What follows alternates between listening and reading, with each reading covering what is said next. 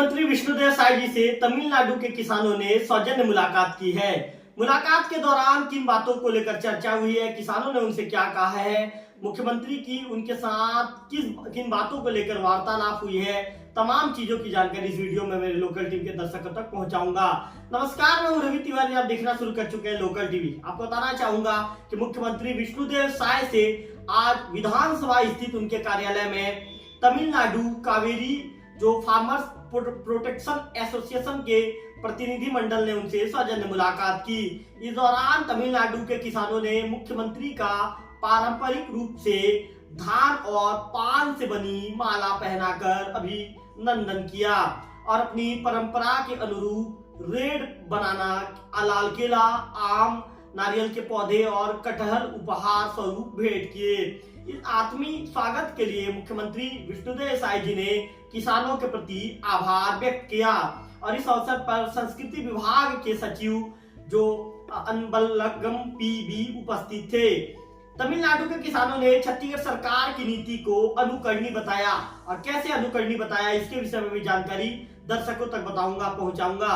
मुलाकात के दौरान तमिलनाडु के किसानों ने छत्तीसगढ़ सरकार द्वारा किसानों को दिए जा रहे देश के सर्वाधिक धान्य मूल्य की सराहना की। उन्होंने कहा कि 3100 रुपए प्रति क्विंटल की दर से धान खरीदी की नीति किसानों के लिए एक मिसाल है।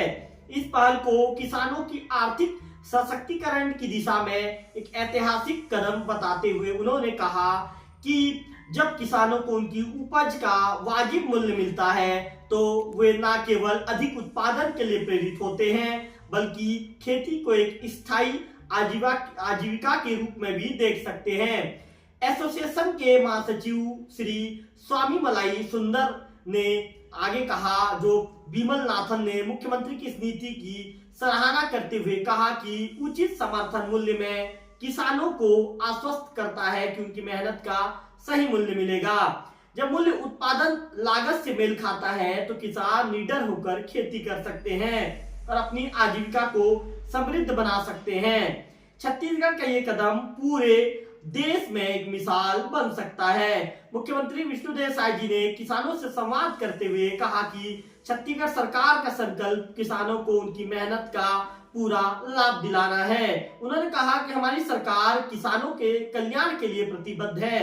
धान के उच्चतम समर्थन मूल्य और समय पर भुगतान हमारी प्राथमिकता है। हम यह सुनिश्चित करेंगे कि किसान न केवल आत्मनिर्भर बने बल्कि समृद्ध भी हो। मुख्यमंत्री ने यह भी कहा कि छत्तीसगढ़ सरकार द्वारा लागू की गई यह नीति राज्य में धान उत्पादन को नए उच्च स्तर तक ले जा रही है।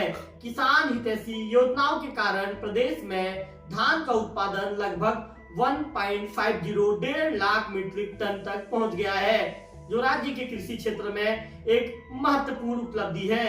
छत्तीसगढ़ की कृषि नीति को राष्ट्रीय पहचान मिली है, इसमें भी चर्चा हुई है। कैसे मिली है इसकी जानकारी भी लोकल टीवी के दर्शकों को दूंगा।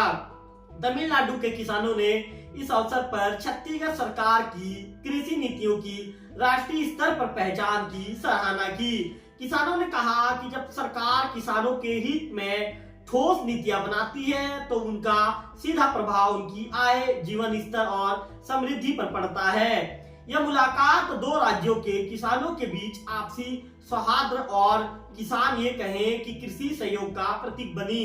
इससे स्पष्ट है कि छत्तीसगढ़ सरकार की किसान केंद्रित नीतियां न केवल राज्य में बल्कि देश में अनुकरणीय बन रही है। इस अवसर पर एसोसिएशन के महासचिव स्वामी मलाई सुंदर बिमल नाथन के साथ ही श्री चेरन कालिया, पेरूमल, समीनाथन, सेन गुटुवन के साथ ही सुगुमारन, श्री बालाजी, श्री सीतारमन, श्री सबरीनाथन, श्री जी बालाजी सहित अन्य किसान नेता मुख्यमंत्री से मुलाकात के दौरान वहां पर उपस्थित रहे।